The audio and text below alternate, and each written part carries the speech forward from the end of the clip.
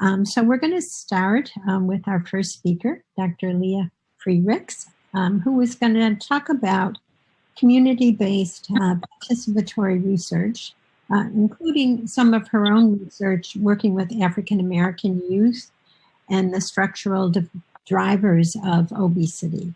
Dr. Frerichs is an assistant professor in the Department of Health Policy and Management at the University of North Carolina, Chapel Hill. Welcome, Dr. Frerichs. Thank you. I will get my slides up.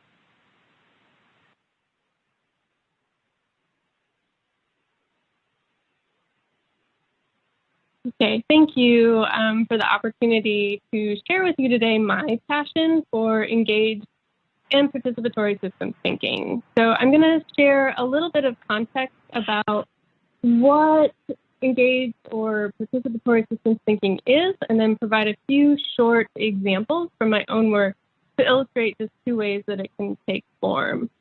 Before I begin, just a quick few acknowledgements. I want to acknowledge a few key organizations that have been critical to supporting this research, specifically the Center for Health Equity Research at UNC, Community Enrichment Organization, which is a community-based organization in Tarboro, North Carolina, where a lot of my work is focused, and then the Young Visionaries for Health, which I will talk a little bit more about later in this presentation, but is just an amazing group of high school students that I've had the opportunity to work with for the past year and a half.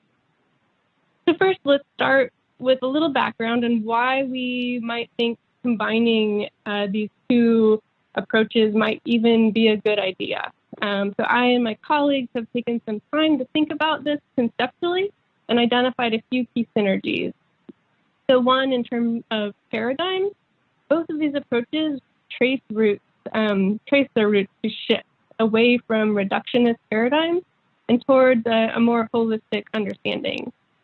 Two, both really have an emphasis on socio-ecological frameworks and really ask us to consider multiple levels of influence.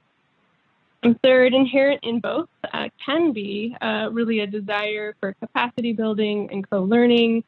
And four, there's translational synergy. So participatory approaches have had an emphasis on conducting action-oriented research, and our systems models can be really used to inform those actions.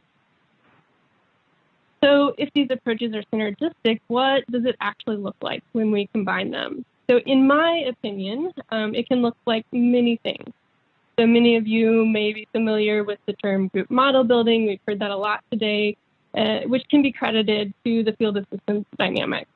But I think it can really take a lot of different forms. And essentially, in a stripped down view, we're talking about structured, facilitated exercises that are designed with the intent to help bring about a better understanding of and decision-making within the context of complex systems.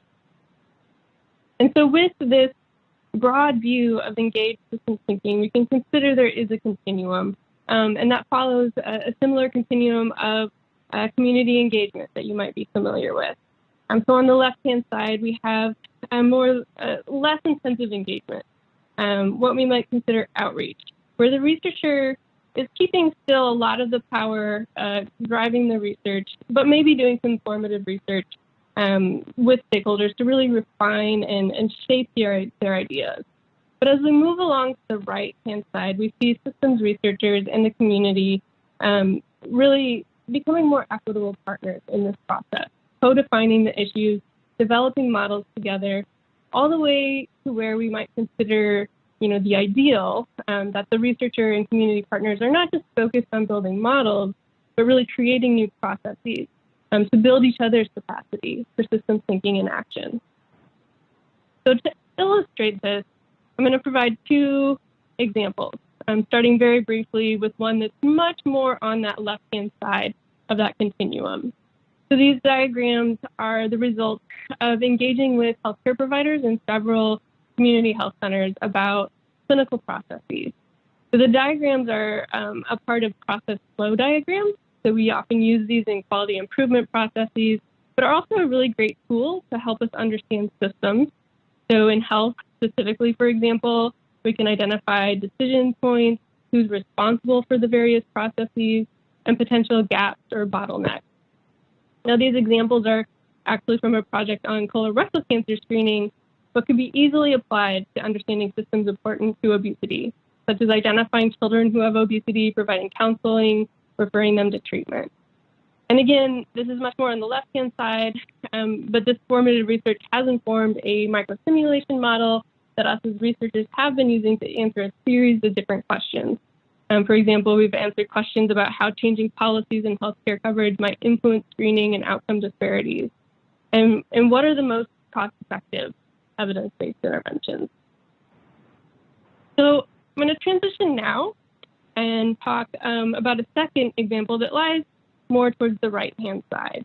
So for a little over a year, I've been working with a group of high school students in a rural community here in eastern North Carolina. They have self-titled themselves the Young Visionaries for Health. So this research has been focused on understanding system influences, primarily social and built environment influences on physical activity. But the approaches that we've used, we've really been trying to be more collaborative and develop structures for that more shared leadership approach.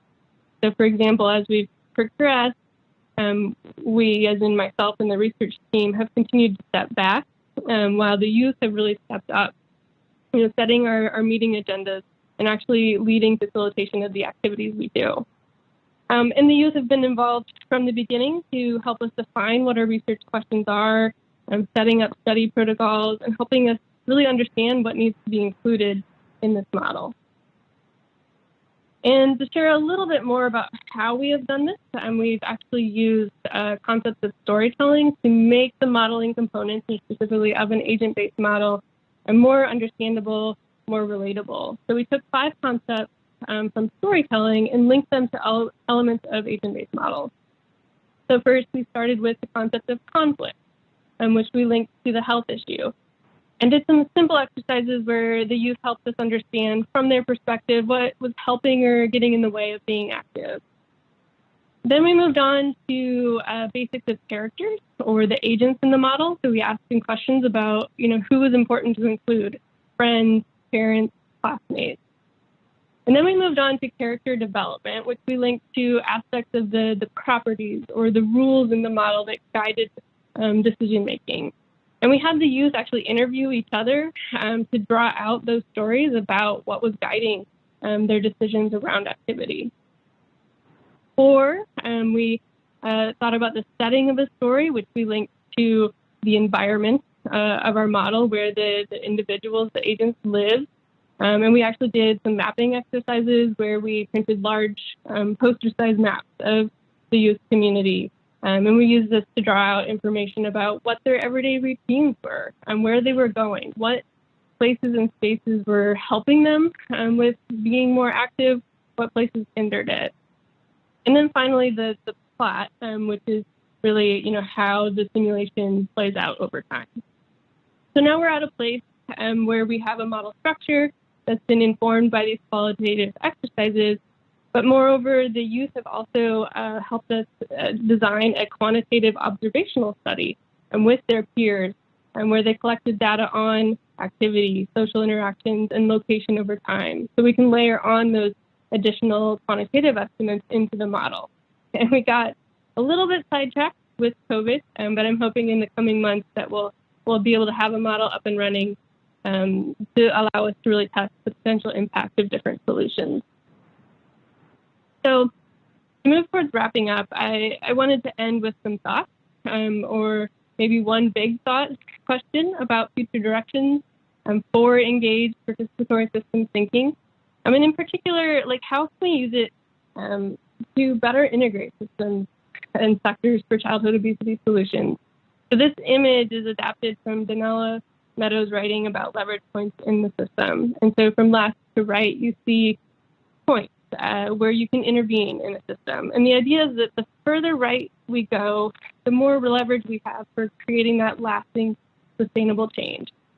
And I have found, even in my latest work, the engagement that I do, that the models I end up building, I often still end up focusing mostly on the left. And the stocks, the flows, the feedback loop, maybe the rules of the system. And I don't necessarily have an answer, but where I hope myself and others doing this work can dig deeper is really how our engaged approaches to systems thinking and science might help us target those potentially more impactful leverage points of change. So changing the goals of a system, shifting mindsets, especially so we are better addressing inequities. Thank you.